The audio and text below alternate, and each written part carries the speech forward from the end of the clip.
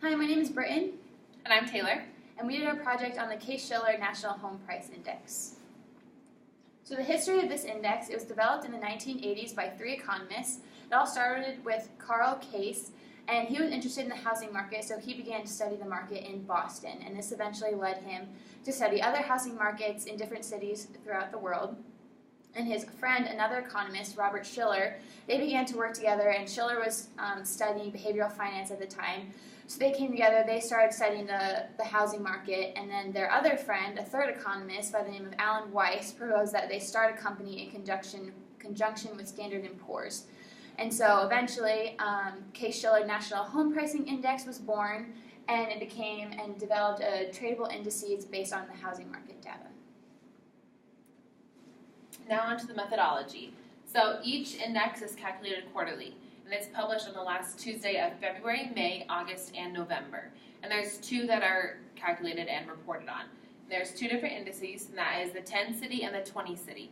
And the 10-city composite, it covers Boston, Chicago, Denver, Las Vegas, Los Angeles, Miami, New York, San Diego, San Francisco, and Washington, D.C. In the 20-city, it includes all those cities plus an additional Atlanta, Charlotte, Cleveland, Dallas, Detroit, Minneapolis, Phoenix, Portland, Seattle, and Tampa. And within each of these 20 cities, 20 individual metro area indexes for each of the cities are also listed.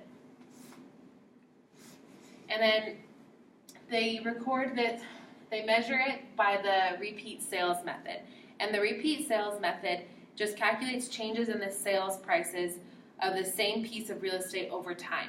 Housing market analysts use repeat sales to estimate changes in home prices over a period of months or years.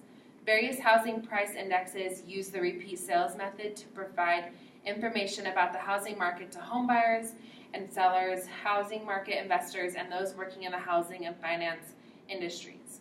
And within these indexes, new construction is the only thing that's not included. So the relevance of this index, why is it relevant and why is it important to people? Obviously it's important for those who are wanting to buy and sell houses or be involved in the housing market because they want to know if it's going up or down. But it's also relevant because it's a general indicator of how the economy is doing, which affects everybody in the country. So we also have a short news clip which explains more about why this index is relevant.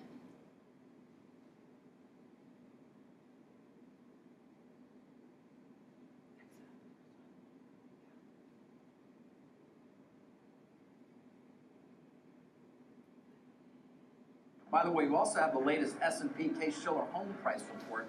That was released just a moment ago. The results being shown, you can see them at the bottom of your screen.